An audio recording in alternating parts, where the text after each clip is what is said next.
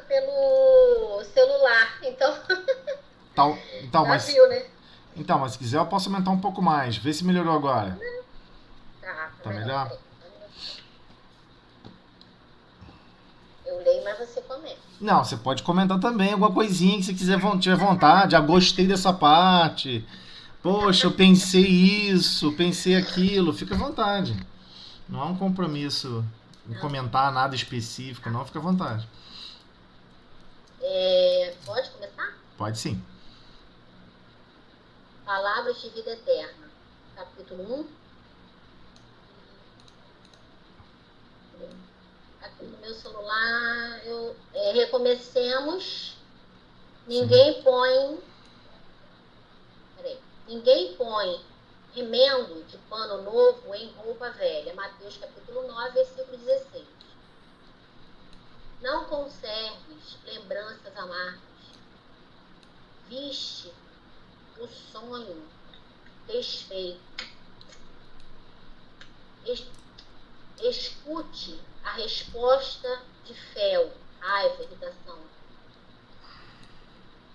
Suportaste a deserção dos mais. Dos mais que amam, não sei. É, dos que mais amas. Mas Isso mesmo, dos que mais amas. dos que mais amam, tá? Isso mesmo. Fracassaste no empreendimento. Colheste abandono. Padecer desilusão. Recomeçar é bênção na lei de Deus. A possibilidade da espiga resume na sementeira. A água, feita a vapor, regressa na nuvem para a riqueza da fonte. Torna o calor da primavera na primavera seguinte. Horizonte, sol, reformando o valor do dia. Janeiro a janeiro, renova-se o ano, oferecendo novo ciclo ao trabalho. É como se tudo estivesse a dizer: se quiseres, podes recomeçar. Disse, porém, o divino amigo que ninguém aproveita remendo novo em pano velho. Desse modo, desfaze-te do imprestável, desvencilha-te do inútil, esquece os enganos que te assaltaram, deita fora as aflições improfícuas, inúteis, improdutivas. E comecemos, pois, qualquer esforço com firmeza, lembrando-nos, todavia, de que tudo volta, menos a oportunidade esquecida, que será sempre uma palavra real. Desculpa a leitura, porque como eu estou lendo no celular, quando mexe aqui, Tá ok. Tá tudo bem. tive dificuldade porque fica bem pequenininho. Você comentou. Aí eu queria só repassar aqui rapidinho a página, né? Recomecemos, né? Todos nós temos lembranças amargas. Todos nós, sem exceção. Todos nós passamos por dores, por sofrimentos. É impossível você achar alguém que não teve dores. Eu gosto de conversar com pessoas que estão em cada década. A criança aos 10 anos, o jovem aos 20, a pessoa de meia idade, basicamente adulto, 30, 40, 50, 60, 80, 90. De 10 em 10 anos eu gosto de conversar com as pessoas, prosear, ouvir uns causos, né? E ver como que as pessoas falam sobre a percepção delas da vida, né? E do que elas passaram. Então, o que ele está falando? Não conserve, né? Não conservar. Não fica guardando lembranças amargas. Você viu, com certeza, né? Tu viste, né? O sonho desfeito. Então tem pessoas assim, poxa, para ser mãe, eu vou ter que abandonar meu sonho de, sei lá, de ser uma super empresária, um super empresário destacado, porque eu vou ter que ser mãe e pai. Sim, vai ser um sonho desfeito, porque você encontrou lógicas mais importantes e desafiadoras do que o desafio inicial daquele sonho. Você vai escutar a resposta de fel, ou seja, pessoas que vão dar respostas pra gente com raiva, com irritação, pessoa zangada, que vai reagir assim com a gente. Faz parte do processo. A gente suportou deserção, como você bem colocou, a fuga dos mais queridos, né? Das pessoas que a gente mais ama. A gente suportou, estamos suportando isso. Eu estou falando no plural, não que isso tenha acontecido comigo, mas usando a sua história, Luciene. Como você mesmo comentou. Fracassaste no empreendimento. Às vezes a pessoa monta uma empresa, a empresa vai à falência. Às vezes a pessoa monta um princípio que ela quer seguir, aí dá tudo errado. Ué, você recomeça. Né? Colheste abandono, padeceste desilusão. Entretanto, recomeçar é bênção na lei de Deus. A possibilidade da espiga de milho, né? A espiga de milho ressurge na sementeira. Você pega aquele grãozinho do milho e planta de novo, né? Então, ou seja, a própria espiga é a fonte de uma nova plantação. A água feita vapor, né? A água evapora dos oceanos, chove no continente, cria floresta. A água de novo evapora nos oceanos, chove no continente, cria floresta. Então, o próprio ciclo da água, a gente observa que existe uma repetição. Torna o calor da primavera, você teve aquele calor agradável, lá na outra primavera também vai ter. Talvez não exatamente nos mesmos dias, mas vai ter. Inflama-se o horizonte cada manhã com o fulgor do sol. E realmente, tem aquele solzão, né? Todo dia de manhã, quer tenha nuvens ou não, o sol acima das nuvens continua trabalhando continuamente. Então o que ele vem dizer pra gente? Se quiseres, podes recomeçar. Então tudo é possível recomeçar, inclusive os sentimentos que estão dentro da gente. Ah, mas poxa, são feridas, são mágoas. Então, mas aí a gente tem dois princípios. A gente pode alimentar essas feridas, alimentar essas mágoas, ou fazer o possível de trabalhar com elas para transformar elas em amor. Parece algo estranho, mas faz parte. Hoje estamos sofrendo certas injunções do destino, mas no passado fomos nós que fizemos sofrer essas injunções. Como a Luciene colocou bem, as situações, as circunstâncias de sofrimento. Então, desse modo, desfaze-te do imprestável, ou seja, esse sentimento que nos corrói por dentro, que nos magoa, que nos entristece. Então, por exemplo, quando a gente não está lembrando do problema, a gente tem momentos felizes, minutos felizes, até que alguma coisa desperta aquela lembrança daquele episódio, daquela situação. E vem toda aquela torrente de mágoas e desfechos em paralisia. A gente fica paralisado. A gente fica estagnado no nosso progresso de amar, no nosso progresso de sabedoria. A gente fica estagnado. Ah, não quero mais amar, eu não quero mais evoluir, eu não quero mais crescer, eu não quero mais me melhorar, porque eu me magoei muito. Mas a página está recordando a gente tudo isso, falando, por favor, se desfaz disso. Você tem que se desfazer do que é imprestável. Desvencilhe-te do inútil. Esquece os enganos que te assaltaram. Deita fora as aflições improfícuas, inúteis, improdutivas. Eu sempre lembro de Thomas Edison, né? Thomas Edison uma vez foi entrevistado, o criador da lâmpada, né? Da lâmpada incandescente, e ele, assim, dentro dos recursos que ele tinha para tentar desenvolver o princípio da lâmpada incandescente, desenvolveu a composição química do filamento, porque quando ele passava a corrente elétrica, o filamento estourava. Passava a corrente elétrica, o filamento estourava. Ele não conseguia achar o material, até depois que ele descobriu que ele tinha que fazer um pouquinho de vácuo naquele vidro.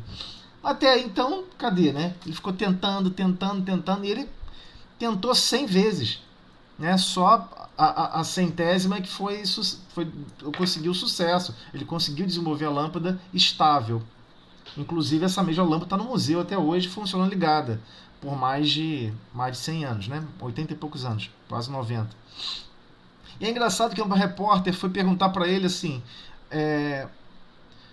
E aí, o que você achou desse histórico gigantesco de fracasso? De 99 lâmpadas, 99 projetos que não deram certo e só o final deu certo. Ele, fracasso? Que fracasso? Aí ela ficou chocada, né? Porque ele falou assim, não foi fracasso nenhum. Eu descobri 99 maneiras como não fazer a lâmpada. Não fazer. E a gente não valoriza as experiências que a gente está vivendo. A gente não valoriza. Mas todas elas contam. Olha, eu descobri que assim a pessoa se ofende. Eu descobri que assim fulano se afasta. Tudo isso é experiência. É informação produtiva para o espírito imortal. Imagina que a gente possa sair da nossa própria vida e olhar a nós mesmos, do lado de fora, de forma analítica, sem sentimento nenhum. Analítica. Puxa vida, eu estou num processo de educação que eu preciso passar pelo problema. Eu não conheço uma pessoa na humanidade que aprendeu a andar de bicicleta sem cair. Quando a pessoa parava de cair para a esquerda, ela começava a cair para a direita. Até um dia ela perceber como funcionava o equilíbrio e dominar aquela máquina chamada bicicleta e conseguir andar. Ah, depois faz estripulia, faz um monte de doideira. Mas no começo, o primeiro equilíbrio é difícil. Então estamos nesse momento espiritual. Estamos tentando adquirir o primeiro passo do equilíbrio. E tomar os tombos aqui e ali é a construção desse equilíbrio final. São experiências importantes. Hoje a gente não valoriza. Tudo bem, a gente não tem como valorizar quando a gente está no meio do furacão, no meio do problema.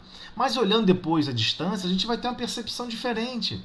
Totalmente diferente. Sei lá, vamos nos permitir recordar mais ou menos 20 encarnações para cada lado.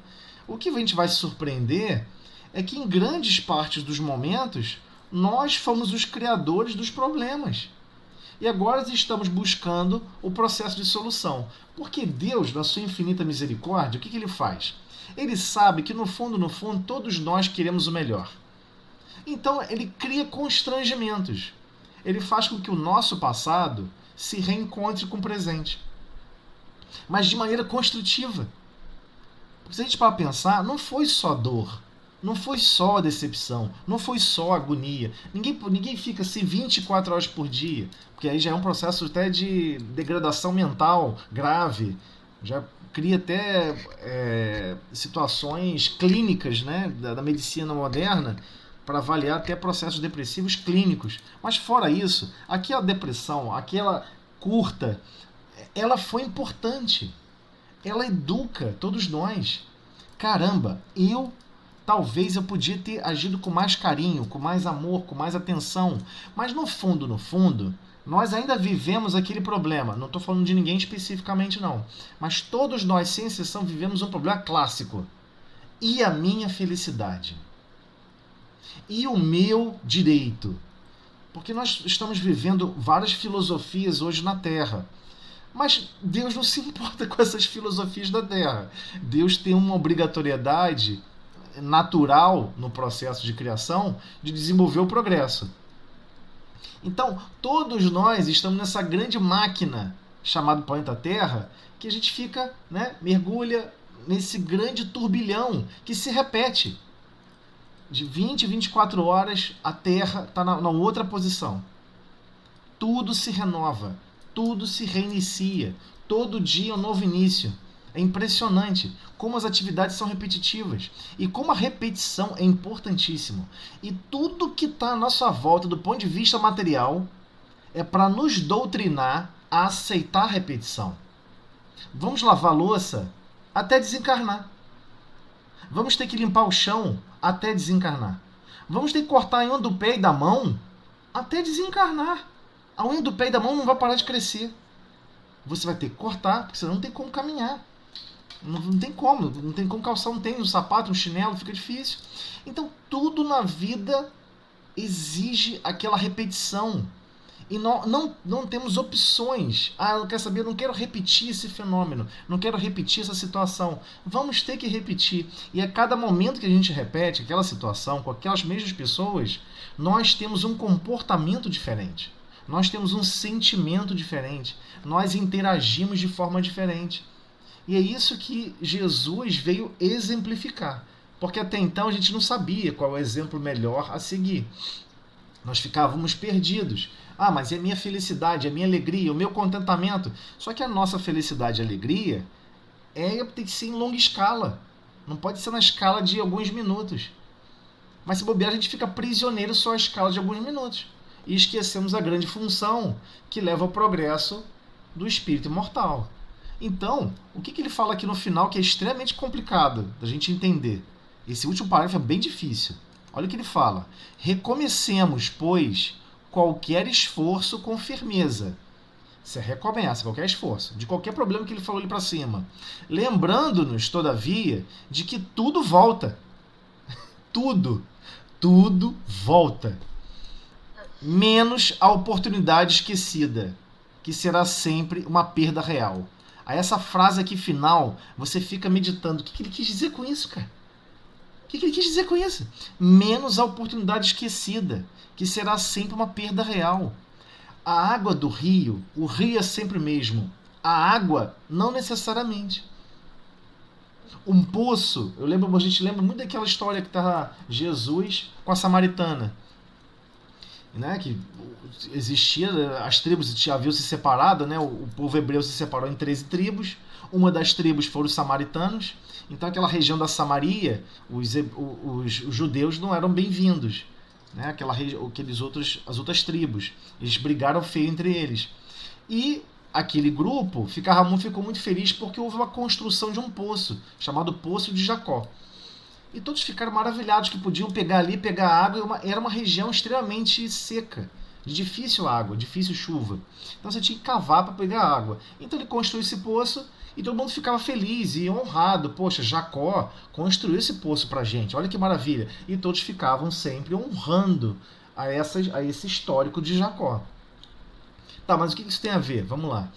Chega uma hora em que Jesus deixa claro para ela e explica para ela que existe uma água que você pode beber que a gente nunca mais vai ter sede.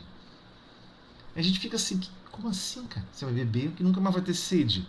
Porque no fundo, os nossos corações estão sequiosos. Nós estamos secos por dentro, querendo viver as relações uns com os outros de uma forma mais amorosa, mais fraterna, mais edificante, mais vislumbrante, mais tudo isso. Mas geralmente a gente demanda isso de terceiros. Nós não geramos isso para terceiros. E a verdadeira transformação que Jesus veio explicar, inclusive explicou para a samaritana do poço de Jacó, é que esse processo é um processo que vamos ter que desenvolver no nosso mundo íntimo e exercer ele, ganhar experiência, fazer exercícios com essa prática do bem. Então é possível narrar aqui diversos tipos de fracasso, problemas, situações. Tá, mas o que nós estamos fazendo, dilatando o nosso mundo íntimo, mesmo com esse histórico curtinho, hein? Estamos falando de um histórico de, sei lá, menos de 100 anos. Todos nós. Sabemos que somos um espírito aqui milenares. Não tem nenhum espírito aqui novo. Não vou falar milhões de anos porque complica, mas é nessa escala. Aí a gente fica pensando, peraí, o que isso significa em relação a diversas outras situações? Em todos esses contextos de diversas encarnações. Essa mágoa não pode persistir. Então tem pessoas que desencarnam e estão chateados porque fulano me fez um empréstimo e não me pagou. Porque você desencarnou. Você não tem como usar moeda do outro lado. Você está preocupado com o empréstimo. Você está brincando comigo, né? Mas se você falar assim com o espírito desencarnado, é até deselegante. Então você tem que falar da forma mais fraterna. Mas você fica pensando, poxa, como é que ele pode estar prisioneiro a isso? Ninguém acredita como pode a pessoa continuar prisioneira àquela situação. E às vezes fica, sabe quantos anos? 500, 600, 800 anos. Guardando mágoa, rancor. E aquilo constrói um castelo de problemas dentro da gente. Inclusive nossa psicosfera. Plasmamos semimatérias com esses desânimos, com essas tristezas e criamos um grande casulo de um grande problema que nós vamos ter que desfazer, sem sombra de dúvida. Então essa menos a oportunidade esquecida é porque todas as vezes Deus constrói planos extremamente complexos para reencarnarmos. O vizinho da rua não é seu vizinho por acaso. É chocante. Porque isso vai além da nossa capacidade de compreensão mental. A gente não acredita que existe uma inteligência capaz de pensar concomitantemente, ao mesmo tempo, bilhões e bilhões de almas, criar planos para eles, para todos eles que possam evoluir juntos, e certos grupamentos já se reencontraram milhares de vezes. Só estão animando outra personalidade. Poxa, mas eu lembro que eu que me apaixonei e eu que quis casar com fulano ou casar com fulana. Então, mas é estranho, porque, então isso tirou meu livre-arbítrio. Eu queria escolher outra pessoa diferente, de passado, não queria aquele destino para viver com aquela pessoa. A gente tem esses pontos efusivos, mas no fundo, quando estamos desencarnados, pensamos o contrário. Puxa vida, eu maltratei fulano, eu queria tanto retornar lá e fazer diferente. Queria ter uma chance de voltar lá e corrigir o que eu fiz. Me desvencilhar em amor, me desvencilhar em carinho. Porque no fundo é isso que eu quero para mim mesmo. Então eu tenho que ofertar isso para o próximo. Só que a pessoa descobre que o cenário muda. Ele é mais demandante. Ele é mais complexo. Não tem situações simples. Elas não são exatamente iguais. Por vezes a oportunidade é esquecida. Por vezes realmente a oportunidade de fazer o melhor a gente perdeu. O cavalo passou selado e a gente não subiu. Acontece. Que será sempre uma perda real. Claro que é uma perda. Porque às vezes é um problema que a gente resolveria com um pouco mais de benevolência, com um pouco mais de indulgência, ou seja, tolerância, e com um pouquinho só mais de perdão. Sabe o que aconteceria? A gente evitaria um problema de 1000 anos. Então, esse que é o grande gargalo. Evitar um problema de 1000 anos. Como é que eu posso evitar um problema de 1000 anos? Porque a gente cria problemas que a gente não queria ter criado. Esse é o grande gargalo.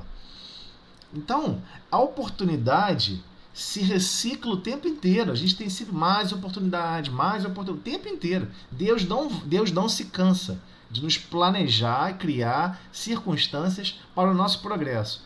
Mas as oportunidades não são iguais. Não são. Por vezes vão ser mais demandantes. Entendeu? Por exemplo, Ana já reencarnou como rainha da Inglaterra, sei lá, alguma coisa assim desse tipo. Era rica, milionária. Aí ela tava com aquele grupo, né, Ana? Ela tava com aquele grupo. Ela podia ter acertado algumas coisas com aquele grupo, mas ela não quis acertar naquele momento, e aí o grupo vai com ela pro Brasil. Todos nós decadentes da Europa, desde as grandes cruzadas até a Idade Média, estamos aqui. Os mesmos grupos. E Deus nos permitiu receber aqui no coração do mundo. Por que coração? Porque nós temos capacidade de nascer em um lar que não tem um histórico de francês, de alemão, não está prisioneiro a nenhuma cultura de hegemonia, de vínculos mais sofisticados, e poder desligar um pouquinho esse vínculo emocional patriarcal no sentido de pátria, de família, de histórico familiar. Então, a gente até se permite, puxa, eu vou perdoar fulano, puxa, porque dá uma oportunidade, dá uma flexibilidade ao nosso coração. Então não podemos nos enganar. Deus cria os nossos destinos, temos que lembrar disso. Reencarnação é um planejamento divino. Só Deus e Cristo sabem qual é o plano. O resto não tem condição intelectual, não tem condição mínima de sabedoria de comportar cálculos sobre o destino das pessoas, cálculos mesmo, cálculos complexos. Como vamos ter que interagir e reagir uns com os outros. Eles estão num topo da colina, olhando para baixo e observando o movimento completo. Eles sabem exatamente certos grupamentos como tem que reencarnar juntos. E é isso, a gente vai se encontrando, vai interagindo. E agora, temos que ter a coragem, talvez essa palavra seja mais apropriada para descrever o agente dinamizador de todas as virtudes, é a coragem, de não deixar nos abater com as dores, com os sofrimentos da perda. Poxa, eu tinha um sonho, quando era jovem tinha um sonho maravilhoso de fazer isso, aquilo. Você é o senhor do sonho ou o sonho é senhor de você? É sobre isso que a página está falando. Não podemos deixar que esses sentimentos possam conduzir e decidir a nossa vida. Então, temos sempre chance de recomeçar, mas temos que tirar. Não podemos pegar um pano novo, ou seja, um novo padrão de sentimentos, e acoplar para conviver com diversos outros padrões de sentimentos justamente opostos. A gente vai sucumbir àqueles sentimentos opostos. E a gente tem que ter essa consciência. Peraí, eu tenho que conseguir. Eu tenho que me esforçar. Eu vou ter que ter a coragem de não ficar ressentido, magoado, escandalizado dentro de mim mesmo, no meu mundo íntimo, e compreender. Foi esse o momento. Todos nós fizemos os nossos melhores. Eu não consegui fazer o meu melhor, fulano também não, Beltrano também não, mas haverão outras oportunidades. Mas eu dei mais um passo para frente em não construir ódio, rancor, vingança. É esse o grande passo, é esse o grande diferencial. A gente passa a fugir desses sentimentos, fugir dessas realidades do passado que antes nós divulgávamos abertamente, que isso era o principal objetivo de vida. Me feriu, vou te ferir. Me maltratou, vou te maltratar. Acreditávamos que o olho por olho era a única métrica de justiça que existe no mundo. E aí vem Jesus e explica. Nós temos que entender que a lei de amor ela é superior. É a primeira lei, antes da lei de justiça. Amar a Deus sobre todas as coisas, de todo o teu coração, de todo o teu espírito, ela induz que nós não podemos amar a Deus e aborrecer a obra. Pô, mas eu fiquei com ódio de Beltrano, eu de Ciclano, de Ciclana. Ué, mas aquele Beltrano Ciclano é a obra de Deus. Aquele mundo íntimo ali, existe uma centelha divina. Então a gente não pode odiar a pessoa. Talvez deveríamos estar tentando fazer o possível para ajudar. Como? Com o nosso exemplo de amor, com o nosso exemplo de dedicação, de afinco, de zelo. Só que isso demanda de todos nós, cada vez mais, exige de todos nós estabilidade emocional, estabilidade de espiritualidade. Eu não vou nem falar de espiritismo em específico, porque é muito sofisticado, mas no mínimo de espiritualidade. Eu sou um espírito eterno, imortal. Eterno não, mas imortal, pelo menos nós sabemos que nós somos imortais. E Deus me criou para o progresso. E eu tenho que ajudar a minha própria marcha de progresso e todos que estão à minha volta. E essas experiências são importantes para todos nós. Porque cada hora é uma visão diferente que a gente tem do mesmo problema. É igual, por exemplo, você está passando por outras situações e que essas situações acabam construindo realmente a nossa percepção do todo. Porque nós não temos condições ainda de perceber o todo. A complexidade que é o mundo íntimo do outro. É muito difícil se colocar no lugar do outro. Muito difícil. Porque aquele outro tem um histórico espiritual completamente diferente. Conviveu com pessoas completamente diferentes a nós. No sentido mesmo de criação, de pai e mãe, de histórico familiar. De repente a pessoa vive uma família alemã. Eu estou falando de 1000 encarnações. Eu estou falando de mais ou menos 50 encarnações, vai. Então, a percepção, o sentimento que ele tem de vida, ou cada um de nós temos de vida, é diferente entre cada um de nós. Mas todos nós estamos buscando a mesma verdade. Evoluir e marchar para o amor e a sabedoria. E não é fácil. Porque vamos ter que repetir as mesmas situações. E é engraçado como funciona mesmo na vida material. Ninguém aqui sabe como aprender a ler e escrever. Se eu perguntar, quando é que você conseguiu formar a primeira frase? Como é que você se sentiu? Vai, conta pra mim. A pessoa não sabe. Quando é que você falava uma palavra errado e foi a primeira palavra que você falou certo? Você não lembra. Você não sabe. A gente não sabe. A verdade é essa, a gente não sabe. Quando você errava as tabuadas, aí de repente você começou a acertar. Como é que foi isso? Você lembra? Como é que você se sentiu? Não lembro. Nós não lembramos. E não é porque é um problema do corpo físico. Não é. É espiritual.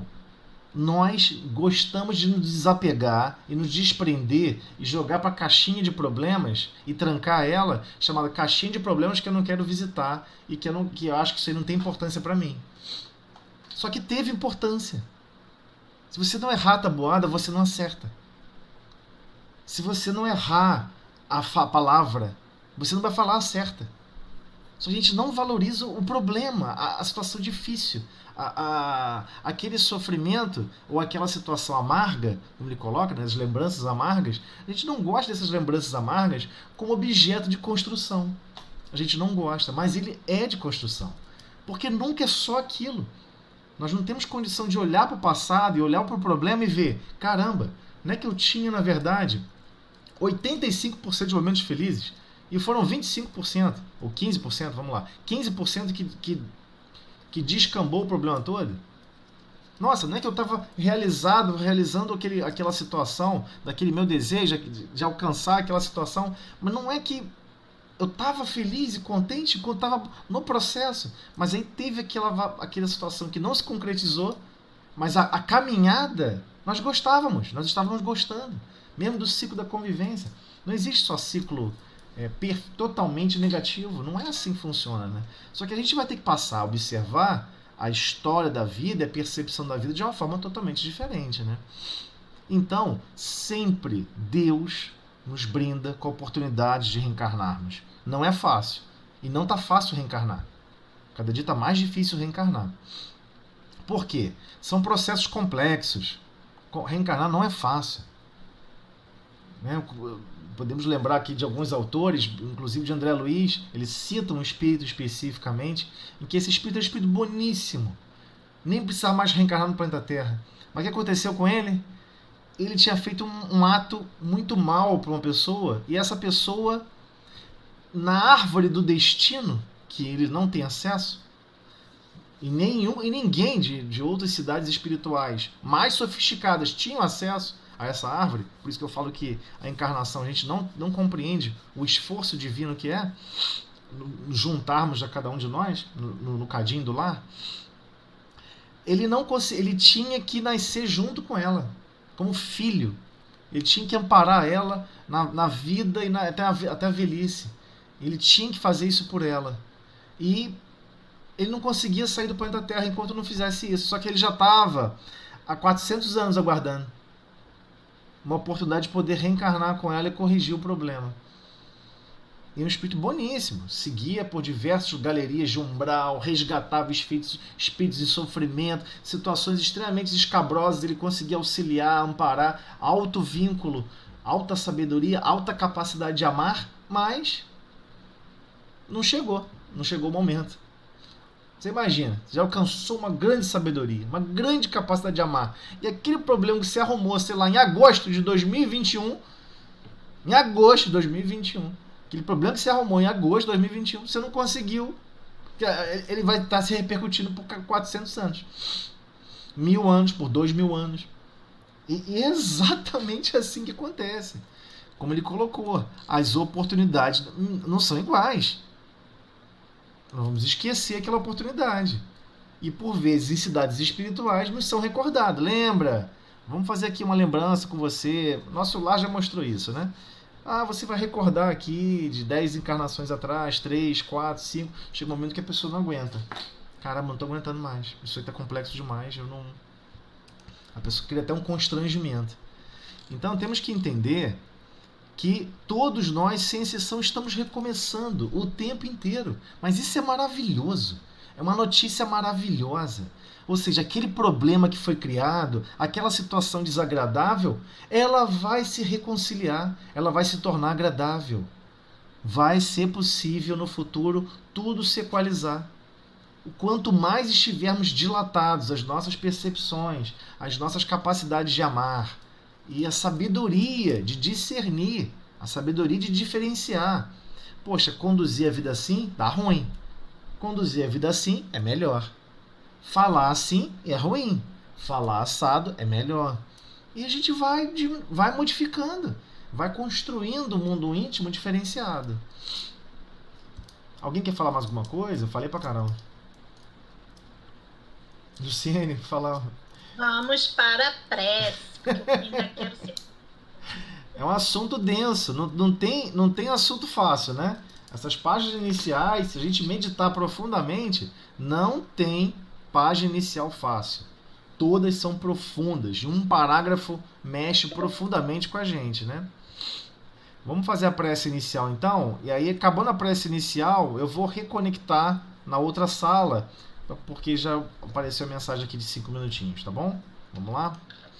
Vamos à prece. Eu vou fazer a prece inicial então. Senhor Jesus, Mestre de infinita misericórdia, agradecemos, Senhor, por toda a organização material, sem material, espiritual, de ajuda, de amparo, de socorro.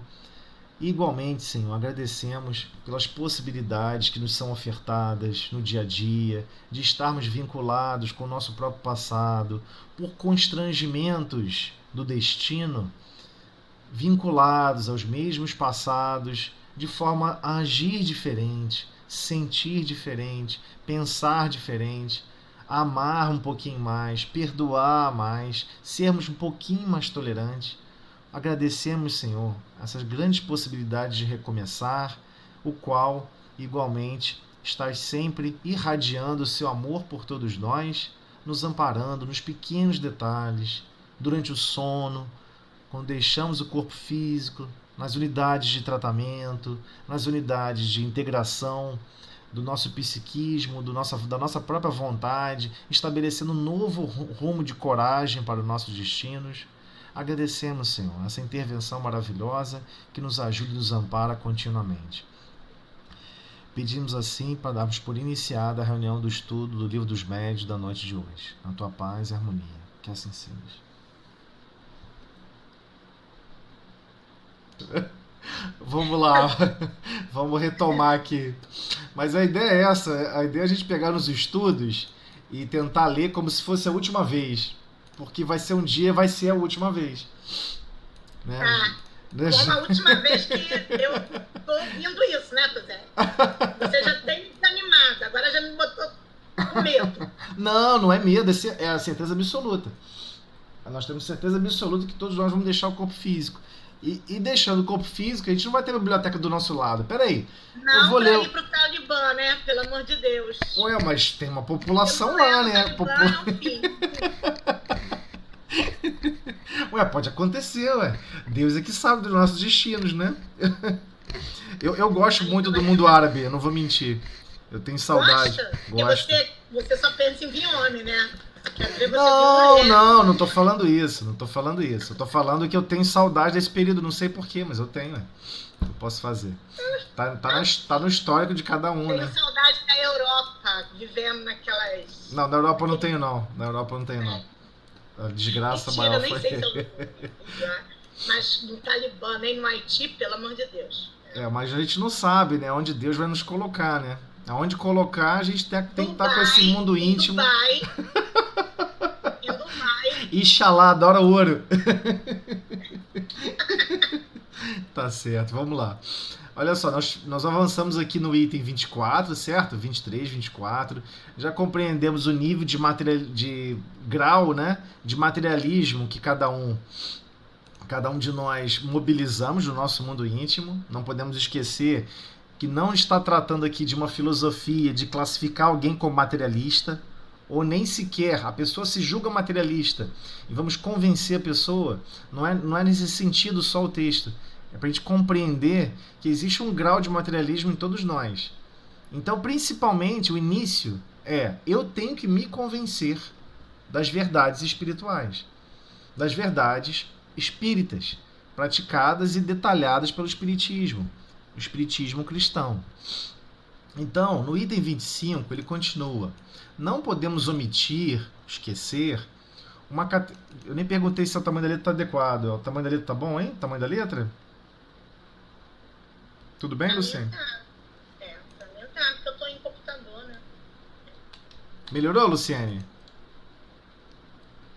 Porque aqui para mim eu posso botar, tá bom assim, né? 25. Não podemos omitir, esquecer, uma categoria a que chamaremos incrédulos por decepções. Abrange os que passam de uma confiança exagerada à incredulidade, ou seja, descrença. Ela tem uma confiança total absoluta e depois migra para a descrença total. Inclusive, Ana até comentou e outras pessoas já comentaram que conheceram até pessoas que eram espíritas e que resolveram deixar de ser espírita. Ou a pessoa que tinha certeza absoluta que ser católico era o mais importante, ou seja, a filosofia religiosa, não estamos questionando nada disso, né? E de repente a pessoa percebe que dá uma virada, dá uma guinada. Porque sofreram desenganos. Então, por exemplo, a pessoa praticava um culto religioso XPTO. Não vou nem dar nomes. XPTO qual é. E de repente ele teve um engano, faliu, a empresa dele faliu, a mulher largou ele, a filha desencarnou de câncer. Ele pensa, puxa vida, essa religião não está me servindo para nada. Nós ainda somos um pouquinho assim, não podemos esquecer isso. O capítulo é para chamar nossa atenção o quanto que nós somos ainda dependentes disso. Queremos ir na casa espírita, queremos ir para não sei aonde, ser espírita cristão, mas não para sofrer. A gente quer, basicamente, que tudo se resolva independente da nossa participação. Nós não compreendemos que somos construtores de destino em conjunto. Então, quando sofre algum engano, tudo se desfaz, acabou aquela confiança completa. Então, desanimados, tudo abandonaram, tudo rejeitaram.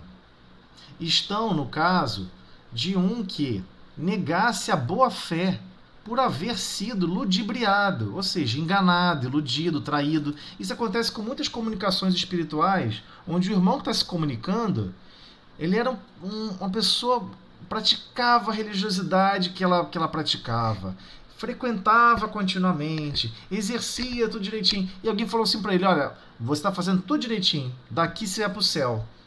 Aí a pessoa chega do outro lado exigindo, cadê o meu céu?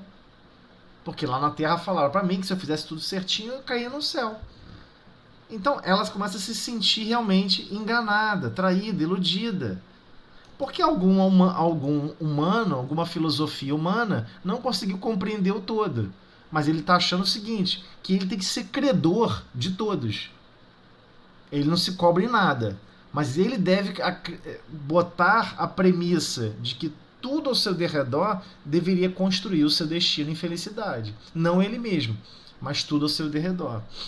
E daí surge essa questão de simplesmente negar-se a própria boa-fé. A própria boa-fé dele mesmo querer desenvolver a história, a estrutura dele, entendeu? De evolução. Ainda aí, o que há é o resultado de incompleto estudo do espiritismo e falta de experiência. Aquele a quem os espíritos mistificam, iludem, enganam, geralmente é mistificado por lhes perguntar o que eles não devem ou não podem dizer, ou porque não se acha bastante instruído sobre o assunto para distinguir da impostura, ou seja, a mentira, a verdade. Então muitos, ademais, só veem no espiritismo um novo meio de adivinhação e imaginam que os espíritos existem para predizer a sorte de cada um. Então é muito engraçado. Quando começou esse lance da pandemia, o que eu recebi de mensagem de colegas, amigos, que sabiam que eu era espírita, perguntando o que vai ser? O que vai acontecer? O que... Meu amigo, você tá confundindo as coisas. A pessoa acha que quem participa de algum grupo mediúnico ou participa de alguma questão mediúnica simplesmente acredita plenamente que aquele processo mediúnico, seja qual for, não é um processo de socorro para quem está desencarnado. É um processo de socorro para ele mesmo, que vai lá obter informações privilegiadas que vai mudar o destino dele, que vai melhorar a sorte dele. Então, quem coloca no processo mediúnico um novo meio de adivinhação está totalmente enganado. Porque os espíritos que vão se comunicar, dependendo da classe moral e intelectual, o que você perguntar, ele responde. É igual você chegar para um brasileiro e você tá perdida e chega assim em tal rua e fala: como é que eu chego em tal lugar assim, assim assado? Que tem uma loja na esquina. Ah, sei qual é, assim. Como é que eu chego lá? Olha, ele não sabe responder. Mas ele vai dizer: você pega aqui essa avenida, é pro lado oposto, hein? Ele te mandou pro lado oposto. Você vai virar à esquerda, direita, depois você chegar na frente, você vai achar. Aí quando chega lá que você descobre: caramba, ele não sabia. Mas por que ele opinou se ele não sabia? Então é uma característica moral humana nossa. A gente não tem coragem. Me perdoe, meu amigo, eu não sei. Assim como você está me pedindo em detalhes, eu não saberia te explicar. Talvez eu até consiga chegar lá de ônibus ou de bicicleta, mas do jeito que você está me pedindo instruções, eu não vou conseguir te ajudar. Então o mesmo acontece com a comunicação dos desencarnados. Quem está desencarnado, sequer por vezes ele percebe a semimatéria que ele está vivendo. Sequer ele percebe os princípios físicos em termos de interação física, interação mental, interação com essa semimatéria, sequer ele domina. Ele não compreende como funciona. Ele só sabe que funciona, só sei que é assim. Acontece. Como acontece com todos nós hoje. Ninguém fica se questionando como funciona um imã de geladeira. Você vai lá e gruda na geladeira. Mas se seu filho ou sua filha perguntar por que grudou na geladeira e esse outro objeto não gruda? Aí você vai ter que explicar magnetismo para ela. Desde a essência. Como surgiu o magnetismo, como foi descoberta. Aí ferrou. Vai ter que sentar e estudar. Então, o estudar é inevitável. A construção da sabedoria é inevitável. Requer a construção do conhecimento e a aplicação desse conhecimento. Aí fecha a conjuntura da sabedoria. E quem está desencarnado não necessariamente passou por esse processo. Geralmente não passou. Então, ora, os espíritos levianos, aquele que é mais fútil, banal, e zombeteiros, que são os brincalhões, gozadores, tem muito aqui encarnado, então com certeza vai ter desencarnado, não perdem a ocasião de se divertirem à custa dos que pensam desse modo. A pessoa não vai comprar um carro se não falar com alguém desencarnado e perguntar: o que você acha? Eu devo comprar o carro ou não? Vai ser um bom negócio ou não? Porque esses montes que está desencarnado tem como entender a política econômica do país e se o carro tem problema ou não. Só porque está desencarnado. Você está achando que está conversando com um mecânico desencarnado. Ele vai levar: ó, cuidado, hein? Esse motor está alterado. A cabeça do pistão está ruim. Comando de válvula já era. A pessoa nunca trocou o óleo do carro. Tá tudo zoado aí, cara. Vai dar uma manutenção absurda. Você está comprando um grande problema. Ninguém vai falar isso para você. Não tem sentido. Ele está vivendo em outra matéria. Ele não está preocupado com o carro. Ele está preocupado com o pensamento, com os sentimentos que ele vê em essência, em condições concretas, como se desenvolve ao redor dele. Então, é assim que anunciarão maridos às moças. Acontece aos montes. Puxa vida, devo me casar com fulano ou não devo? E a pessoa quer botar é até uma maneira de tentar colocar esse compromisso de tomar decisão para outro. Ao ambicioso, honras, heranças, tesouros ocultos. Igualmente, aquele que é ambicioso, ele quer saber: onde tem uma herança, onde tem um tesouro oculto, pode me contar? Daí, muitas vezes, desagradáveis decepções, das quais, entretanto, o homem sério e prudente, ou seja, aquela que a pessoa que é cautelosa, comedida, sensata, né? Essa é a pessoa prudente, sempre sabe preservar-se. A pessoa não vai cair nesse fanatismo mecanicista da matéria para querer colocar as incumbências, as obrigações que são nossas para os espíritos encarnados. A pessoa sensata não vai fazer isso. Então isso dá um grau maior. Mas no fundo as pessoas oram assim, até em reunião mediúnica, em reunião pública: Senhor, por favor, me ajuda a resolver o meu problema. Estou com tanta dificuldade. Olha, ele já te deu um corpo físico, te deu fluido vital, te deu um monte de coisa funcionando, condições de convivência, de uma complexidade extremamente difícil de descrever, e a gente quer que o desfecho final, que é a nossa ação, a nossa escolha e a nossa vontade, o nosso livre-arbítrio, seja escolhido por Deus e executado por Deus.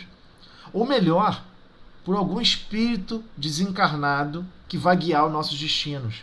Um anjo da guarda. Um espírito inspirador que vai resolver nossos problemas. Não vai ter isso. Nem sequer o anjo da guarda, como já estudamos no estudo sistematizado com a Ana, lá atrás, quando falava do anjo da guarda, ou espírito guardião, não importa o nome que você vai dar, ele foi obrigado a estar com o pensamento ligado ao nosso, a sempre gerar ideias e gerar intenções de carinho, de bondade, de progresso realmente, não só moral como intelectual, do ponto de vista de sabedoria. Então, não é permitido que ultrapasse certos limites. Não podemos ultrapassar certos limites. Então, o espírito desencarnado, que é o nosso espírito guia, chega um momento que ele se afasta. Não, eu já enviei pensamentos suficientemente bondosos para ele. Ele quer fazer o mal. Ele quer fazer a coisa enganada. Ele quer passar a perna lá em Beltrano. Ele quer fazer a coisa errada com o Ciclano. Ele está sozinho nessa. Não posso ajudar. Não tenho o que ajudar. O que eu pude fazer de emanar, gerar do espírito dele mesmo vibrações em outra direção, estimulando outros pensamentos, ele já fez. Se a pessoa não quer escolher esse caminho, o que se há de fazer, né? Então o espírito se afasta. Então, aquela pessoa que é séria e prudente, ela vai sempre se preservar desses pensamentos e dessas ideias populares que se arrastam desde lá de Moisés. Na época de Moisés, por que Moisés deu aquela ideia de proibição para com a comunicabilidade com os espíritos? Porque as pessoas só perguntavam coisas doidas. Minha cabra, ela deve comer isso ou aquilo. Eu queria mudar o alimento da cabra. O que vocês acham? Era comum. E como foi comum, inclusive, você fala pitonisa, escreve pitonisa, procura na Bíblia, tem milhões de classificadas como o quê? Como uma pessoa que você vai se consultar. A pessoa vai dizer o que você tem que fazer ou não. Mas a herança final da sua escolha é sua, não é dela. Ela não vai responder por aquilo que ela conversou com você em relação à pergunta. A escolha vai ser sua. Então temos que entender que o grau de seriedade que nós vamos dar para a doutrina no nosso mundo íntimo requer esse cuidado. Nós não podemos. Eu quero pedir forças, eu quero pedir coragem, eu quero pedir bom ânimo para passar pela dor, para passar pelo sofrimento, pela agonia, sem revolta, confiante em Deus. E que eu quero construir esses valores no meu mundo íntimo, que nós não temos. Estamos em construção, em desenvolvimento. Só que a pá que é a nossa, a areia que a gente vai ter que mover, que está na chuva há muito tempo, pesou, né? Quem já pegou areia lavada depois que chove, sabe o drama que é. Pesa 10 vezes mais, no mínimo. Né? Densidade do concreto, né? Massa específica, 2.400 do concreto. Areia, água e não sei o que. Areia, água, cimento e pedra. Mas a areia pura com água, se a maioria for água, complica tudo, né? Fica tudo mais pesado para carregar, para poder levantar. Então, o que acontece? Temos que construir uma identidade realmente espiritualizada, mas no sentido adequado da palavra, que os desencarnados não estão ali para nos servir, que todos nós temos que desenvolver o amor e a sabedoria. E não se desenvolve o amor e a sabedoria sem ter escolhas, sem ter livre-arbítrio e sem criar o nosso próprio destino. Mas e se eu escolher errado? Bem-vindo ao jogo, bem-vindo ao clube do processo evolutivo. Vamos escolher errado. Mas como é que você vai escolher o certo se você nunca escolheu errado? O que é mais importante quando você está estudando no período escolar? Quando você sempre tira 10 ou quando chega uma prova e você tira 7? Do mesmo conteúdo que você achava que dominava. Caramba, aquela questão me enganou. Aquela situação eu achava que sabia, mas eu percebi que eu não sabia. É esse momento que nós estamos. Planeta de provas e expiações. Temos que ser provados em relação a alguns assuntos que nós mesmos queremos nos testar. Será que eu vou ser bondoso? Eu vou reencarnar lá. Será que eu vou ser paciente? Será que eu vou conseguir ser mais paciente com Beltrano e Ciclano? Porque nós sabemos com que a gente vai reencarnar também, né? Não é totalmente mistério assim antes de reencarnar. Item 26. Alguém quer falar alguma coisa sobre esse item? Ou podemos seguir? Ninguém? Não, tô tranquilo. Então tá ok. Vou pro item 26 então. Sim, pode falar.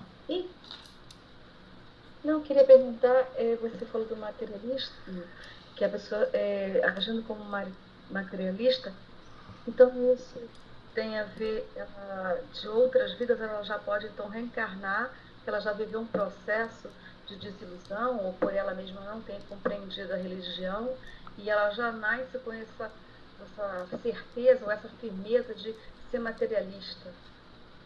Então, até hoje, todos nós temos que nos incluir. Somos um percentual materialista.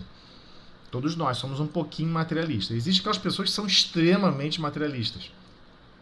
Mas temos que entender, e é difícil de explicar isso, o próprio fenômeno chamado religião, que começou lá pelas escrituras da Bíblia, lá pelo livro de Abraão, pela figura de Abraão, na verdade ela é anterior a isso. Né? Se a gente buscar realmente a história, ela começa lá 5 mil anos, possivelmente 7 mil anos antes de Cristo. E foi uma enxertia divina. Aí começa o problema para explicar isso. A enxertia divina, nós sofremos uma enxertia divina. Se você buscar analisar o DNA do seu corpo físico, só 30% é ligada ao DNA das outras civilizações que aqui habitaram. Outras foram justamente enxertia divina a partir, por exemplo, dos exilados de Capela. Se buscarmos no livro A Caminho da Luz, vamos compreender que a história espiritual do planeta, A Caminho da Luz, ele explica isso. A história, não a história dos livros de ciência, enfim. Ele conta a história espiritual. Qual foram aqueles primeiros povos que habitaram aqui na Terra, as funções de cada um desses povos, e como eles se entrosaram com aqueles outros espíritos que eram daqui, já eram daqui mesmo. Como é que eles se interagiram com esses espíritos. Então, Emmanuel nos explica, e também André Luiz, em Evolução dos Mundos, que não só a mediunidade foi uma enxertia divina, como o próprio princípio do pensamento contínuo foi uma dádiva adiantada para todos nós, mas o pensamento religioso foi uma enxertia divina. Esses povos já percebiam a importância de se ligar ao Criador. Eles já buscavam isso com afinco e falharam. Por isso eles sofreram o degredo, né? Saíram de Capela, a estrela Capela está a 43 mil anos de luz daqui, foram exilados de lá, um conjunto de 4, 5 planetas, é uma estrela binária, e vieram cair aqui, reencarnando em corpos físicos altamente grosseiros, que eles não habitavam mais. Aconteceu isso com os egípcios, com os indianos, com o povo hebreu. Todos eles são exilados de Capela, eles foram exilados e ficaram prisioneiros aqui, digamos assim, né, para conseguir se libertar um pouco mais do orgulho, que eles não conseguiram avançar com outro grupo. Os outros grupos daquele planeta evoluíram e eles não conseguiram absorver. Então, muitos encarnados hoje não aceitam a religião, não aceitam o pensamento religioso. Fere profundamente o orgulho dele, ele não aceita. Não tem problema, porque é uma enxertia divina. E a enxertia pode promover esse tipo de situação. Mas então tudo bem, vive a vida como você deseja viver, perceba se foi um grande deserto, né? Viveu só caminhando em lugar pedregoso, desertos do Saara, porque não conseguia perceber a lógica na existência. Não acreditava que a vida tem algum sentido. E muitos não acreditam que a vida tem algum sentido. Então, o materialista que foge totalmente da religião, aquele convicto que é sistemático, que é o primeiro que é comentado no livro, nesse item, se não me engano, no item 21, que ele fala do primeiro grau de materialismo, que é sistêmico. O cara criou um sistema. Ele nunca vai aceitar, naquelas condições que ele está pensando e vivenciando a vida hoje, em mudar de pensamento. Ele vai viver uma vida altamente material. Ele acha que desencarnou, ou seja, ocorreu a morte do corpo físico, acabou tudo. Não tem nada do outro lado. Não acredita absolutamente em nada. E há pessoas que já desencarnaram e continuam pensando assim. Ele está tão materializado que ele nem percebe que desencarnou. Não percebe. porque também ele não quer perceber. Se ele vê alguma coisa que aparenta, quantas pessoas às vezes vão se comunicar na mesa mediúnica e a pessoa que está conduzindo a reunião fala: olha só, você está se comunicando através de uma mulher. Você é um homem, o seu pensamento está se comunicando através de uma mulher. Você escuta a voz é feminina. O seu pensamento está fluindo através de uma médium. Aí a pessoa toma aquele choque, né? Não, mas peraí, mas eu tô vivo. Eu olho para minha mão, vejo minha mão, ele vê o perispírito. Mas ele não vê mais nada à volta dele, porque ele bloqueou o pensamento dele, bloqueou as percepções anímicas, ou seja, as percepções da alma dele. Ele não quer ter essas percepções. E ele bloqueia, consegue bloquear. Então esse aqui é o grande problema. As religiões, elas foram absorvidas aqui no planeta Terra por culturas que não são desse planeta. Então tem grupos que não vão aceitar, mas nunca. Se você for puxar um assunto de religião, vai falar para um materialista, graças a Deus, você vai arrumar um problema gravíssimo. Uma pessoa que é sistêmica, você vai arrumar uma briga. A pessoa nunca mais quer te olhar na tua cara, porque você falou graças a Deus. Para ele isso é um absurdo. Como graças a Deus? Graças a você, graças a mim, graças ao professor, graças ao escultor, graças ao pedreiro. Ele não quer, de forma nenhuma, se ver como criatura. Ele não aceita se enxergar como criatura. E temos que respeitar. E, igualmente, é lógico que essas mensagens aqui de Kardec, no Livro dos Médiuns, nos preparam para comunicações desse teor. Porque nós não podemos animar um sentimento contrário. Pô, pessoa materialista? Que absurdo! É absurdo o cara ser materialista. Não, isso é falta de amor da nossa parte. Temos que amar aquele espírito do mesmo jeito se ele fosse um grande partidário, maravilhado com relação à religião e com relação ao espiritismo. Não importa. Não importa, porque na verdade realmente não importa. Ele vai ter que trilhar o caminho de amor e sabedoria. Independente de todos nós, né? Mais alguém quer falar alguma coisa? Eu vou avançar aqui para o outro item, que já são 7h21. Ana fala demais, né, Ana? Vamos para o item 26. Uma classe muito numerosa, olha, muito numerosa, hein? A mais numerosa mesmo de todas, mas que não poderia ser incluída entre os dos opositores, que são contrários a essas ideias, é a dos incertos. A pessoa não tem certeza de nada. E nem quer ter certeza de nada, esse é o problema também. São, em geral, espiritualistas por princípio. A pessoa é espiritualista, mas, sabe, não sei se é assim não. Na maioria deles, há uma vaga intuição das ideias espíritas, uma aspiração, tem até um interesse de qualquer coisa que não podem definir. Esse é aquele que já percebeu que, sabe, materialismo não pode ser, não tem todas as respostas. Ele tem uma sensação que não é por ali. Mas igualmente ele também não quer ter certeza de nada. Ele prefere viver em cima do muro, porque em cima do muro é confortável. Em cima do muro você conversa com todos. Você pode falar com o materialista, né? O materialista fala assim, que graças a Deus o quê? E o cara fala, que isso, graças a Deus o quê? Então ele pode viver uma vida interior dele em equilíbrio com todos, né? Então é melhor, por vezes a pessoa se sente numa condição de se sentir melhor incrédulo mesmo, no sentido de incerteza, né? Não lhes falta aos pensamentos, senão serem coordenados e formulados. Ou seja, se o pensamento for coordenado e formulado, a coisa engrena. Ele vai entender a lógica, vai entender o princípio. O espiritismo lhes é como que um traço de luz. A claridade que dissipa o nevoeiro. Por isso mesmo, o acolhem pressurosos, né? Apressados, afoitos, porque ele os livra das angústias da incerteza. Então, o que acontece? A pessoa desencarnou a mãe, ou desencarnou um familiar muito querido. Rapidamente ele quer saber o que está acontecendo do outro lado. E aí, de repente, você começa a conversar, fala uma coisa do livro dos espíritos, entrega o livro dos espíritos. Nossa, a pessoa começa a fazer várias afirmações, várias análises, quer conversar com a mãe, quer entrar para a mesa mediúnica, quer não sei o que. Começa, entendeu? A pessoa vai de 8 para 80. É nesse caso. Por quê? Ele começa a perceber que houve a dissipação daquele nevoeiro e que ele ficou, sei lá, às vezes 40, 50 anos vivendo uma vida que ele não pôde escolher viver. Ele não conseguiu viver aquela certeza, ele não conseguiu viver aquele outro princípio de vida e ele acha que agora tem que correr para ganhar tempo. Por isso que ele comenta aqui de pressurosos, né? O cara está apressado, afoito, para querer, né, se livrar dessa angústia da incerteza.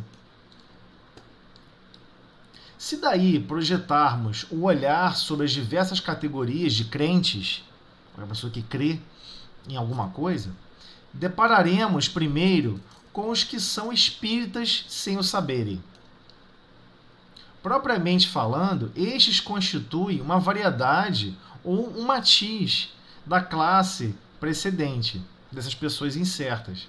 Ela tem uma vaga impressão, mas essa vaga impressão tem um fundamento e, por vezes, até um pensamento é guiado por irmãos desencarnados, igualmente. Sem jamais terem ouvido tratar da doutrina espírita, possuem o sentimento inato, ou seja, natural, dos grandes princípios que dela decorrem.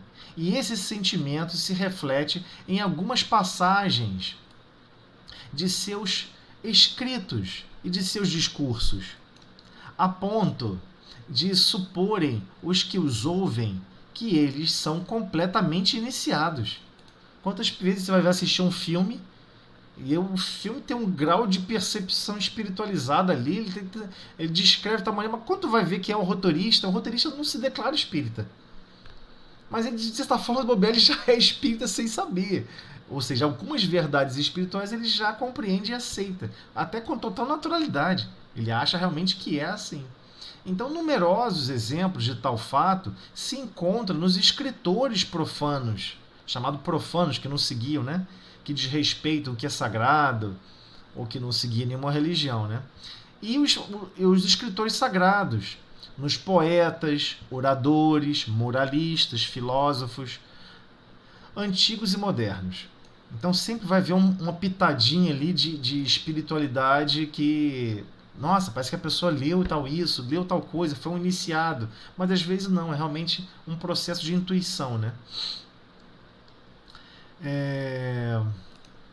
Eu queria agora que vocês ficassem à vontade para comentar alguma coisa ou não, porque não vai dar tempo de a gente entrar nesse assunto hoje, porque nós vamos entrar justamente nos espíritas. Então conversamos sobre os materialistas, daqueles que acreditam em alguma coisa, ou seja, os chamados espiritualistas, né? Por natureza, né? A pessoa se identifica, acha que é natural perceber e pensar de uma forma espiritualista. Mas vamos entrar agora num vasto mundo muito interessante. Kardec listou nesse capítulo os tipos de espíritas que existem. Classificou entre experimentadores, imperfeitos, cristãos e exaltados. Kardec é impressionante. Publicação de 1800 lá vai fumaça e bate certinho com os dias atuais. A gente não evoluiu muito em 100, 200 anos, né? Basicamente é a mesma coisa. E ele já percebia isso, que tinha espírito que só queria ver o efeito, ver o fenômeno. Outros só queriam ter um grau de imperfeição gravíssima. Ele estuda, concorda com um monte de coisa, mas no final não vive nada, não busca se transformar nada, não busca embutir nada no dia a dia da vida dele. E se perguntar em algum ambiente que ele possa não ser bem recebido, e ele fala, você é espírita? Não, eu não. Eu já li, mas não sigo isso não sigo esse negócio aí não, para poder se familiarizar com o grupo, entendeu? E existe aquele espírita cristão, né, que realmente vivencia o cristianismo primitivo, sem todas as problemáticas filosóficas e sociais que foram criadas em volta. E os exaltados, mas isso aí fica para um próximo momento, porque são outros itens aqui razoavelmente longos. Vamos conversar lentamente aqui sobre cada um deles. Por quê? Aqui, Tozeli. Sim. Essa primeira parte do método está parecendo até a parábola do semeador, né? Sim, lembra um pouco, sim, com certeza.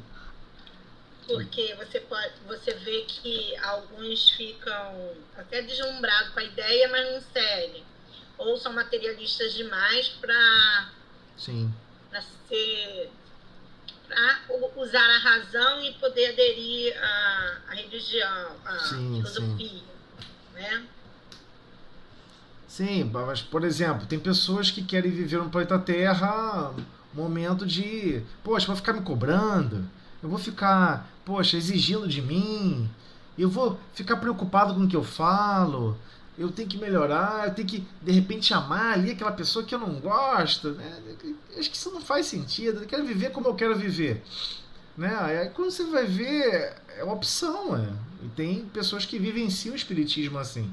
Mas Kardec, quando ele vem traçando todo esse caminho, né, que é fundamental para consolidar a mediunidade, porque todos, sem exceção, somos médiums. Para consolidar a mediunidade, você tem que ter mais clareza e mais consciência sobre as verdades espirituais. Você é um espírito imortal, você já passou por N problemas, já criou milhões de problemas, é herdeiro dos seus atos, vai ter que desconstruir o que você construiu e Deus vai te fornecer todos os mecanismos para isso. Então, é um choque cultural, entendeu? Poxa, eu queria viver soltinho no mundo. Eu queria, de repente, poxa, às vezes o único objetivo da pessoa é comprar um carro. O melhor carro. Poxa, eu adoro andar de carro. Para mim, a coisa mais maravilhosa do mundo é andar de carro. Não tem, mas tudo bem, mas uma hora dessa vem uma decepção, vem um sofrimento, vem uma dor.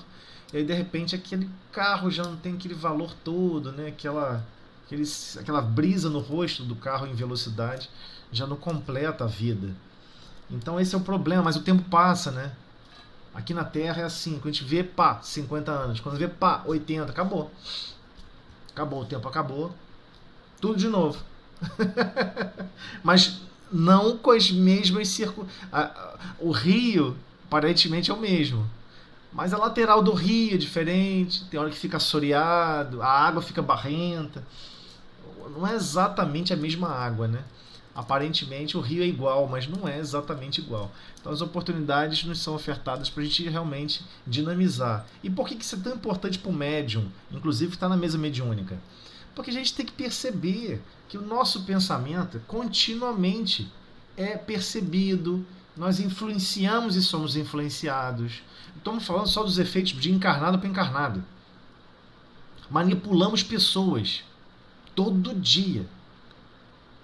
Quer ver? Faz uma experiência. A pessoa vai te falar alguma coisa que você sempre concordou. Discorda para você ver só. Começa a falar, argumentar princípios lógicos contrários ao que a pessoa está falando. Ferrou, cara. A pessoa fala assim, não estou te reconhecendo. A pessoa na hora vai falar isso para você. Por que você falou isso para mim? Não estou entendendo. Por que você está me questionando dessa maneira? Acabou. Acabou aquele laço de mínima paz. Claro, não faça esse tipo de exercício, né? Porque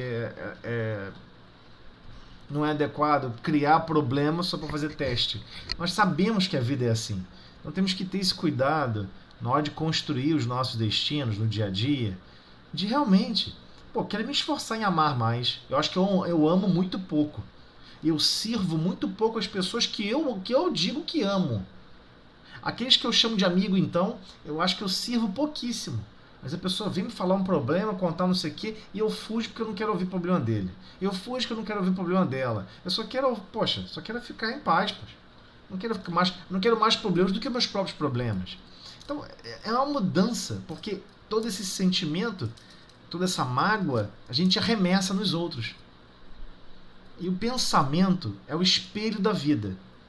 Nós recebemos imagens criadas pelos outros na nossa tela mental e nós criamos imagens na nossa tela mental e arremessamos nos outros. Só que adivinha qual é a qualidade do nosso espelho? O nosso espelho é côncavo, convexo, todo retorcido, não representa bem as cores, a gente não percebe o outro como a gente deveria perceber. Esse é o problema quando a gente descobre que a mente é o espelho da vida. Então estamos arremessando pensamentos e recebendo pensamentos. E temos que ter muito cuidado com o que a gente pensa e julgar. Está ligado ao amor do Cristo, aos exemplos do Cristo, ou está ligado ao meu egoísmo, ao meu orgulho, à minha incúria?